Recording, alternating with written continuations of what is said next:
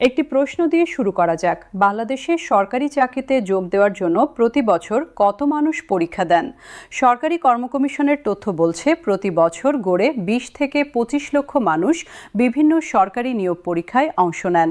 শুধু বিসিএস পরীক্ষায় প্রতি বছর ৪ থেকে ৫ লক্ষ প্রার্থী অংশ নিচ্ছেন। এত মানুষ কেন সরকারি চাকরিতে আসতে চান? কারণ এটি নিরাপদ, এতে সামাজিক মর্যাদা আছে, পেনশন আছে। কিন্তু যখন তারা চাকরিতে যোগ দেন তখন বাস্তবতার মুখোমুখি হন এবং সেই বাস্তবতা অনেক সময় তাদের প্রত্যাশার সঙ্গে মেলে না। আমাদের অনুসন্ধান দলটি গত কয়েক সপ্তাহ ধরে দেশের বিভিন্ন জেলায় সরকারি কর্মচারীদের সঙ্গে কথা বলেছে। আমরা সরকারি হাসপাতাল, স্কুল, উপজেলা কার্যালয়, জেলা প্রশাসনের কার্যালয় এবং মাঠ পর্যায়ের বিভিন্ন দফতরে গিয়েছি। আমাদের প্রশ্ন ছিল সরল: বর্তমান বেতনে কি আপনার সংসার চলে? উত্তরগুলো যা পেয়েছি তা শুধু উদ্বেগজনক নয়, রীতিমতো চমকে দেওয়ার মতো। আমরা কথা বলেছি গাজীপুরের একটি সরকারি হাসপাতালের একজন সিনিয়র মেডিকেল টেকনোলজিস্টের সঙ্গে। তিনি সরকারি চাকরি করছেন ২২ বছর ধরে। তার মাসিক বেতন এখন প্রায় ১৮,০০০ টাকার কাছাকাছি। তার পরিবারে ৪ জন সদস্য। ঢাকার পাশে গাজীপুরে একটি ২ কক্ষের বাড়ি ভাড়া করে থাকেন। ভাড়া দিতে হয় ১২,০০০ টাকা। বেতনের ২/৩ শুধু বাড়ি ভাড়ায় চলে যায়। বাকি ৬,০০০ টাকায় ৪ জনের খাবার, যানবাহন, ছেলের পড়াশোনার খরচ। তিনি বলেন, বাড়িওয়ালাকে ভাড়া দিতে দেরি হলে লজ্জায় মাথা নত হয়ে যায়, কিন্তু করার কি আছে? ২২ বছর চাকরি করেও এই অবস্থা। নরসিংদীতে একজন সরকারি প্রাথমিক বিদ্যালয়ের সহকারী শিক্ষকের সঙ্গে কথা হলো। তিনি বললেন, স্কুলে আসার আগে সকালে একটি কোচিং সেন্টারে ২ ঘন্টা পড়ান, স্কুল শেষে বিকেলে আবার বাড়িতে প্রাইভেট পড়ান, সন্ধ্যায় বাড়ি ফেরেন। এই দৈনন্দিন রুটিন তার জন্য বাধ্যতামূলক, কারণ শুধু সরকারি বেতনে সংসার চলে না। তিনি যোগ করলেন, কিন্তু এত ব্যস্ততায় স্কুলে পড়ানোর প্রস্তুতি নেওয়ার সময় পাই না। নিজেই জানি পাঠদানে যথেষ্ট মনোযোগ দিতে পারছি না, কিন্তু বিকল্প নেই। এই দুটি ঘটনা শুধু দুজন মানুষের গল্প নয়। আমাদের অনুসন্ধানে উঠে এসেছে একটি চাঞ্চল্যকর তথ্য। দেশের বিভিন্ন সরকারি দফতরে কর্মরত কর্মচারীদের একটি উল্লেখযোগ্য অংশ পাশাপাশি অন্য কোনো না কোনো উপায়ে অতিরিক্ত আয় করছেন।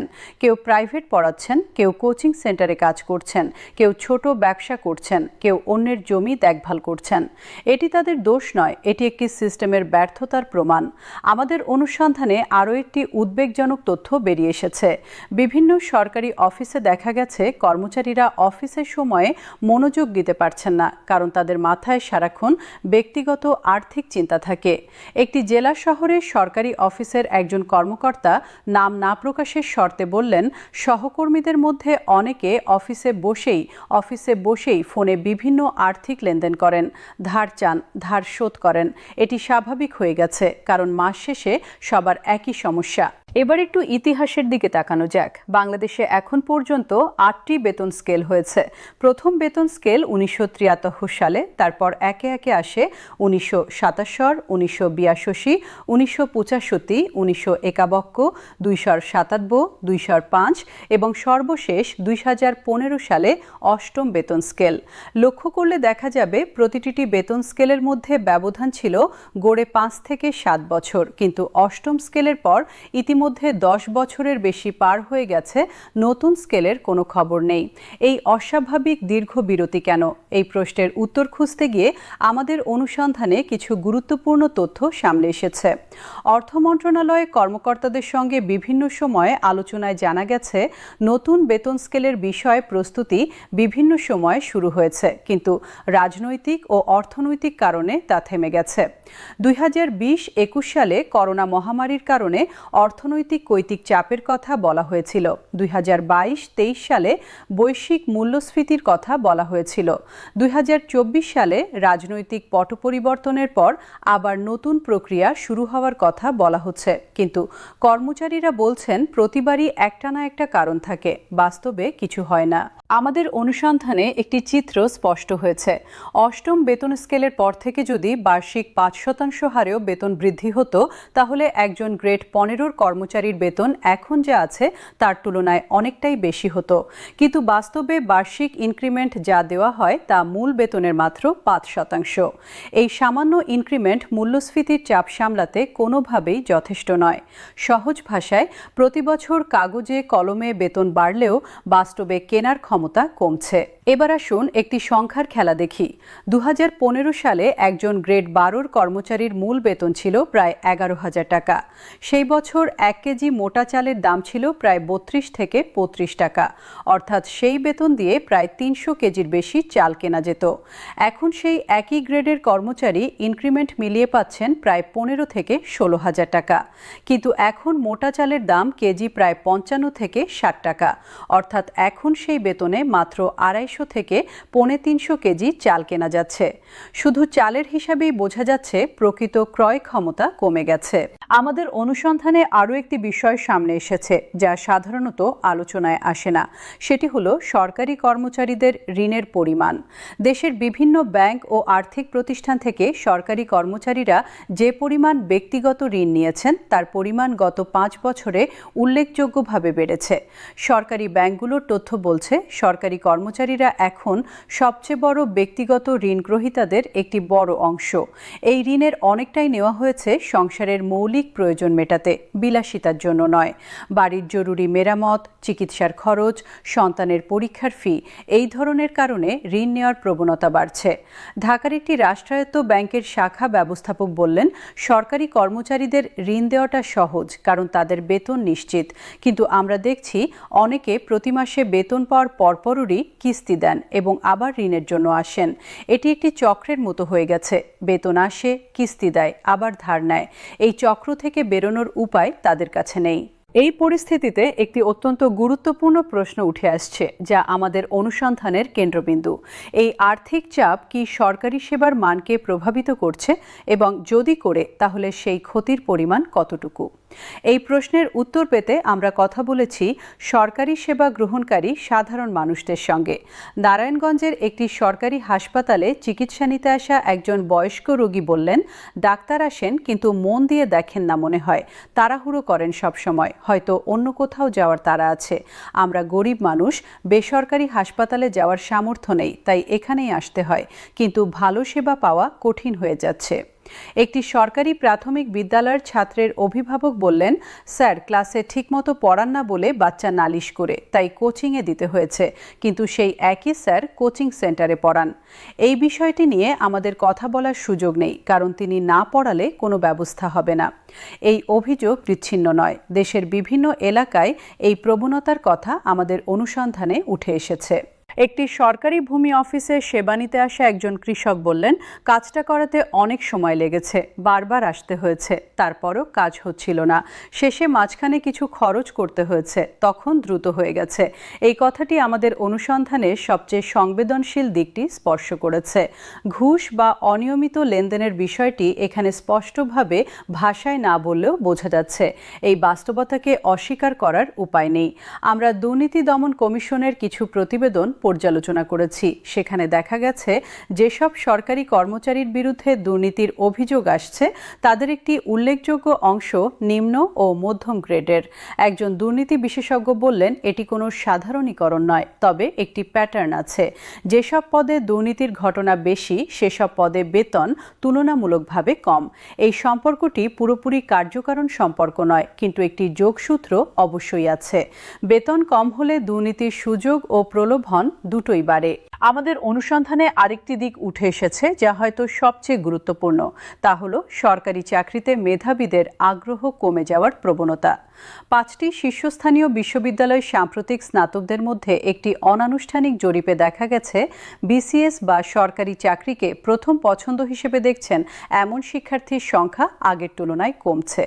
বহুজাতিক কোম্পানি, দেশীয় শীর্ষ বেসরকারি প্রতিষ্ঠান এবং বিদেশে উচ্চশিক্ষা ও কর্মসংস্থান এখন বেশি আকর্ষণীয় হচ্ছে, কারণ একটাই, বেতনের বিশাল পার্থক্য। ঢাকা বিশ্ববিদ্যালয়ের একজন সদ্য স্নাতক শিক্ষার্থী বললেন, বিসিএস দেবকো কিনা ভাবছি, কিন্তু আমার বন্ধুরা যারা ব্যাংকে বা কর্পোরেট সেক্টরে গেছে তারা শুরুতেই পাচ্ছে 25 থেকে 30,000 টাকা। বিসিএস পাশ করে সরকারি চাকরিতে ঢুকলে পাবো 15,000-এর কিছু বেশি। এই ব্যবধানটা কিভাবে মেনে নেব?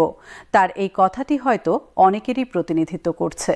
একজন অবসরপ্রাপ্ত সচিব পর্যায়ের কর্মকর্তা বললেন, আমার সময়ে সরকারি চাকরি মানুষ করত, কারণ এখানে সত্যিকারের ক্ষমতা ছিল, মানুষ করার সুযোগ ছিল, বেতন কম ছিল, কিন্তু দেশের জন্য কিছু করার সুযোগ ছিল। এখন মেধাবী ছেলেমেয়েরা সেই বোধ থেকে সরে যাচ্ছে। এটা দেশের জন্য দীর্ঘমেয়াদী ক্ষতির বিষয়। এই সংকটটি তাৎক্ষণিক নয়, এটি ধীরে ধীরে গড়ে উঠছে, কিন্তু পরিণামে এটি অত্যন্ত গুরুতর হয়ে উঠবে। আমাদের অনুসন্ধানে উঠে আসা আরেকটি তথ্য হলো সরকারি কর্মচারীদের স্বাস্থ্য পরিস্থিতি। নিম্ন ও মধ্যম গ্রেডের অনেক কর্মচারী চিকিৎসা ভাতার অপ্রতুলতার কারণে সঠিক সময়ে চিকিৎসা নিতে পারছেন না। একজন সরকারি কর্মচারী বললেন, বুকে ব্যথা হচ্ছে অনেক দিন, জানি হয়তো হার্টের সমস্যা, কিন্তু ভালো হাসপাতালে গেলে খরচ অনেক, চিকিৎসা ভাতা যা পাই তাতে কিছু হবে না, তাই ব্যথা নিয়েই কাজ করছি। এই মানুষটি যদি একদিন হঠাৎ অসুস্থ হয়ে পড়েন, তার পরিবারের কি হবে এবং তার কর্মক্ষেত্রেই বা কি হবে? এই সংকটের একটি জেন্ডার মাত্রাও আছে। আমাদের অনুসন্ধানে দেখা গেছে, নারী সরকারি কর্মচারীরা অনেক ক্ষেত্রে দ্বিগুণ চাপে আছেন। একজন নারী কর্মচারী অফিসে যা বেতন পান তার একটি বড় অংশ চলে যায় শিশু দেখাশোনার খরচে, কারণ সরকারি কর্মক্ষেত্রে ডে কেয়ার সুবিধা নেই বললেই চলে। তাই কাজের পাশাপাশি সন্তান দেখাশোনার জন্য আয়া বা শিশু দেখভালকারী রাখতে হয়, যার খরচ অনেক সময় বেতনের একটি বড় অংশ খেয়ে নেয়।